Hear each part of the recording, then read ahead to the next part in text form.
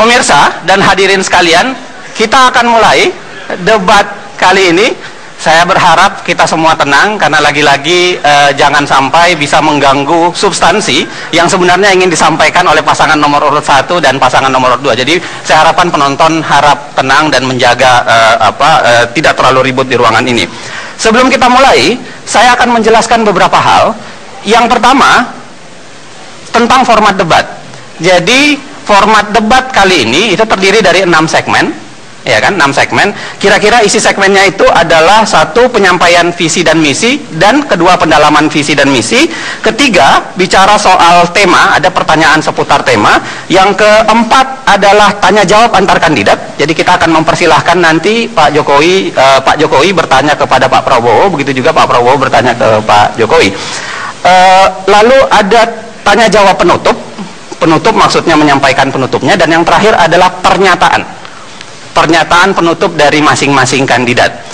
Untuk debat segmen ini, segmen kedua, kita akan mulai sebentar lagi. Satu hal lagi yang ingin saya sampaikan, yaitu pertanyaan yang akan disampaikan ini adalah pertanyaan yang dihimpun dari berbagai sumber. Jadi begitu debat ini akan dilaksanakan, ada puluhan masukan dari berbagai, ada kementerian, ada lembaga negara, ada LSM, ada individu yang memberikan masukan kepada KPU.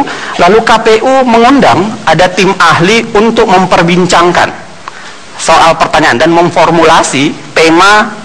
Saya bersama mereka kemudian memformulasi pertanyaan, dan karenanya saya berharap pertanyaan yang disampaikan ini bukan pertanyaan saya individual, tetapi pertanyaan dari rakyat Indonesia kepada kandidat calon presiden dan wakil presidennya.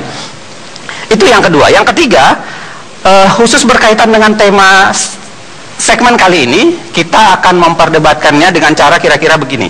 Caranya adalah saya akan memberikan satu komentar singkat, yang itu adalah menggali visi dan misi yang akan Anda sampaikan, dengan waktu yang kemudian akan diatur kira-kira sekitar 6 menit.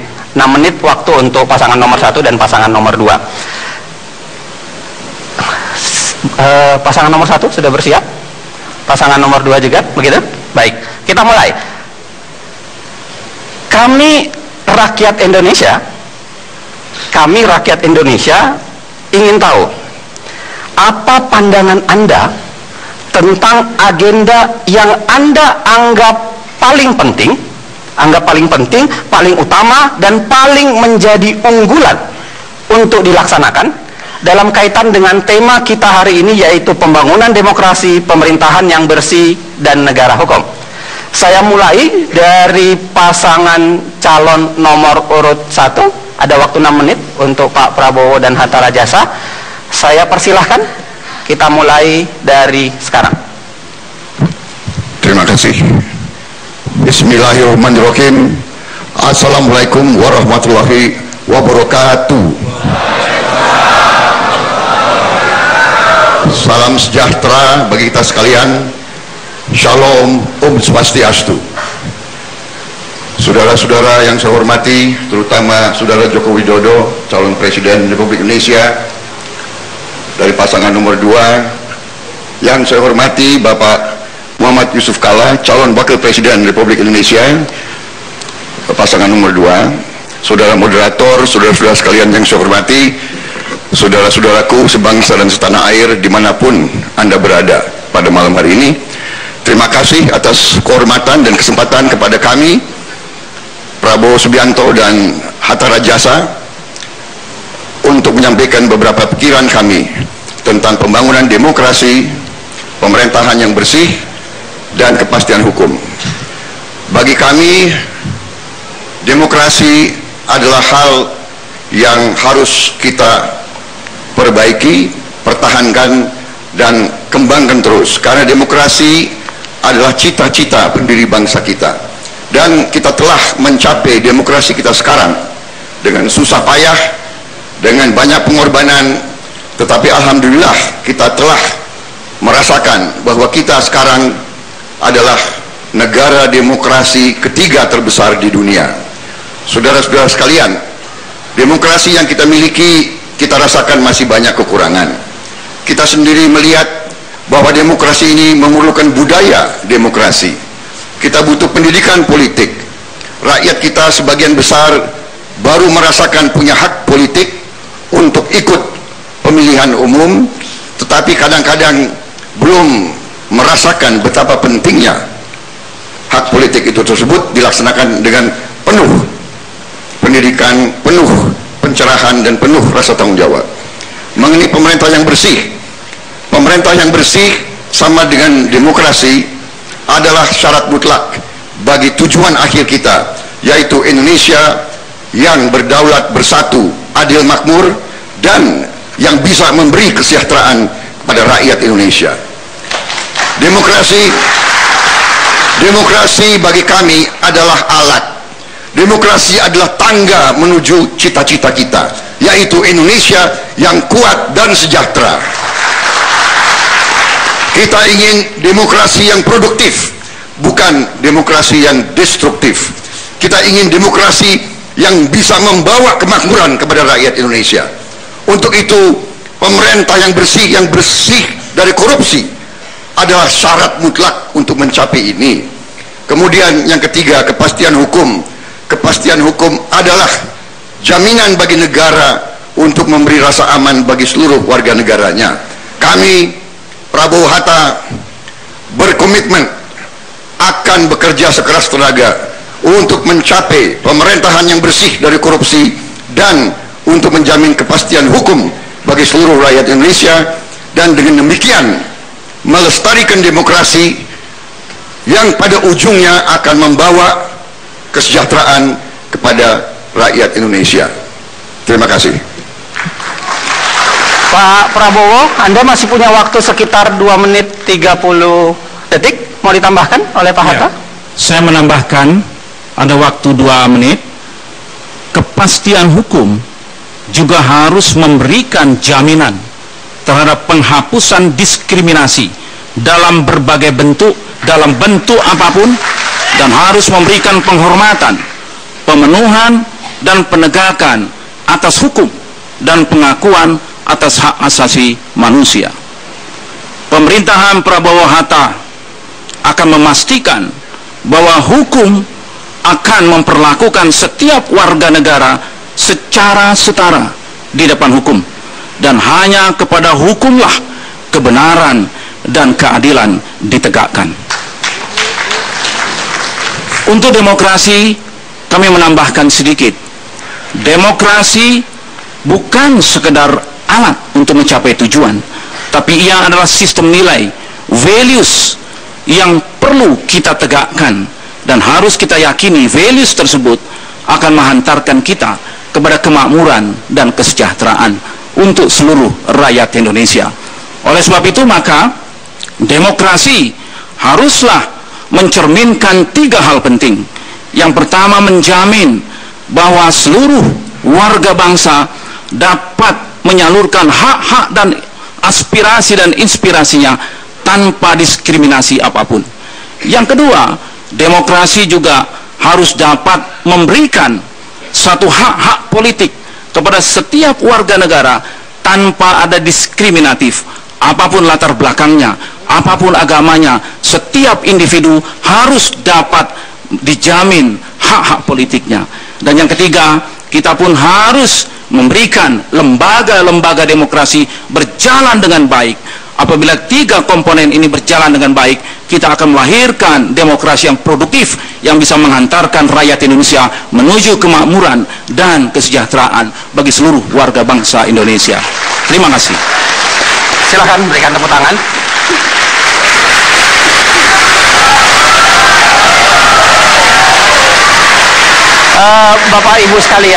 Bapak Ibu sekalian, lagi-lagi saya ingatkan, tolong jangan bertepuk tangan ketika sedang di tengah para kandidat sedang berbicara, karena kami semua khawatir, karena bukan hanya Anda yang berada di ruangan ini, pemirsa yang ada di seluruh pelosok negeri juga mau mendengarkan sesungguhnya, dan jangan sampai tepuk tangan Anda itu malah mengurangi substansi yang ingin beliau-beliau ini sampaikan. Jadi saya mohon, nanti kemudian insya Allah saya akan persilahkan Anda untuk bertepuk tangan selalu di akhir ketika pembicaraan sudah selesai. Begitu ya, saya minta kesepakatan Anda sekali lagi. Kali ini saya serahkan kepada pasangan calon nomor urut 2 Pak Jokowi dan Yusuf Kalla, pertanyaan yang sama, apa yang paling utama, agenda yang paling penting dan yang paling Anda ingin sampaikan kepada seluruh negeri yang menyaksikan Anda? Saya persilahkan 6 menit jatah untuk Anda, mulai dari sekarang. Assalamualaikum warahmatullahi wabarakatuh. Selamat malam, salam sejahtera bagi kita semua. Yang saya hormati Bapak Prabowo Subianto, yang saya hormati Bapak Hatta Rajasa, Ibu Bapak sekalian, saudara-saudara sekalian, saudara-saudaraku sebangsa dan setanah air. Republik ini adalah milik kita semuanya. Harapan rakyat ingin hidup lebih baik, ingin lebih sejahtera. Demokrasi menurut kami adalah mendengar suara rakyat dan melaksanakannya. Oleh sebab itu, kenapa setiap hari kami datang ke kampung-kampung, datang ke pasar-pasar, datang ke bantaran sungai, datang ke petani, datang ke tempat pelelangan ikan, karena kami ingin mendengar suara rakyat. Dengan cara apa? Dengan cara dialog. Pak JK, saya kira sudah banyak menyelesaikan konflik dengan cara dialog, untuk musyawarah, untuk sebuah kemanfaatan bagi rakyat banyak. Penyelesaian Tanah Abang, Waduk Pluit juga kita selesaikan dengan cara dialog, bermusyawarah, mengundang makan, mengajak musyawarah, mengundang makan, mengajak musyawarah, kemudian menemukan manfaat bagi perpindahan itu. Kemudian yang kedua, pemerintahan yang bersih. Pemerintahan yang bersih bisa dilakukan apabila ada dua hal. Pembangunan sistem. Sistem yang seperti apa? Telah kita lakukan dan telah kita buktikan, baik waktu kami jadi wali kota maupun jadi gubernur. E-budgeting, e-procurement, e-purchasing, e-katalog, e-audit, pajak online, IMB online, cara-cara seperti itulah yang saya kira kita perlukan dan bisa dinasionalkan. Semua daerah bisa, nasional bisa melakukan ini apabila Jokowi dan JK diberi amanah oleh rakyat untuk memegang pemerintahan ini. Yang kedua, setelah pembangunan sistem adalah pola rekrutmen yang benar. Dengan cara apa? Dengan seleksi dan promosi terbuka. Semua terseleksi dengan baik, sehingga yang memegang pimpinan-pimpinan, baik di kementerian, baik di kedirjenan, baik di lembaga-lembaga, juga melalui sebuah pola rekrutmen, promosi dan seleksi yang terbuka. Tidak karena kedekatan, tidak karena senang dan tidak senang.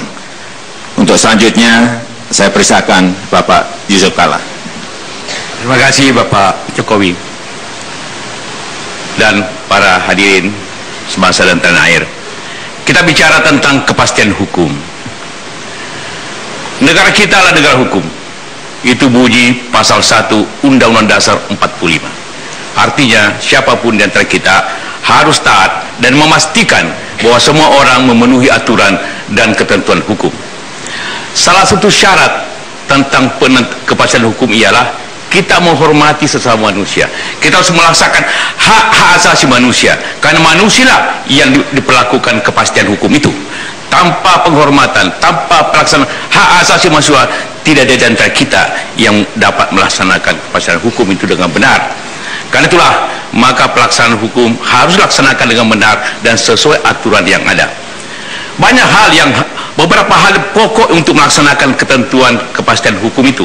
Pertama, hukum yang memang sesuai dan merupakan ketentuan yang dapat kita terima secara umum. Kedua, ketauladanan.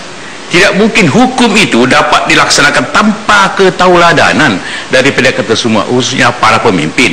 Jadi para pemimpin apabila ingin melaksanakan hukum, pemimpinnya terlebih dahulu melaksanakan itu dengan betul. Apabila pemimpinnya ingin melaksanakan dasar hukum itu hak asasi manusia, maka pemimpin itu pula harus taat kepada hak asasi manusia. Tidak mungkin sebaliknya. Itu yang pokok untuk bagi kita semua. Kedua, tentu pemahaman rakyat kepada hukum itu sendiri dan ketaatannya kepada institusi. Sekarang ini masyarakat berkurang trustnya kepada institusi hukum. Karena itu institusi hukum harus kita perkuat dengan baik. KPK sebagai unsur yang kuat untuk menjaga negara dari korupsi harus diperkuat. Jangan penyidiknya hanya 60 dan sebagainya. Harus diperkuat stafnya, harus diperkuat disiplinnya, harus diperkuat anggarannya. Begitu juga unsur hukum yang penegak hukum yang lain, polisi, jaksa harus sinkron dengan semua itu. Tanpa polisi, jaksa yang kuat tidak mungkin kita menetapkan kepastian hukum. DPR yang baik yang harus menata hukum itu harus menjalankan dengan sebaik-baiknya. Jadi unsur yang sangat penting ialah hukum itu sendiri yang dibuat oleh DPR dan lembaga hukum yang lain. Pelaksanaannya kita sendiri, pemimpinnya yang melaksanakan hak-hak manusia untuk menjalankan hukum itu. Apabila itu semua, demokrasi akan berjalan, pemerintah yang baik akan berjalan, akan bersih-bersih. Pemerintah yang bersih akan efektif berjalan melayani seluruh masyarakat bangsa ini. Itulah cita-cita kita berbangsa, melaksanakan semua ini untuk kemakmuran dan kesejahteraan kita semua. Terima kasih.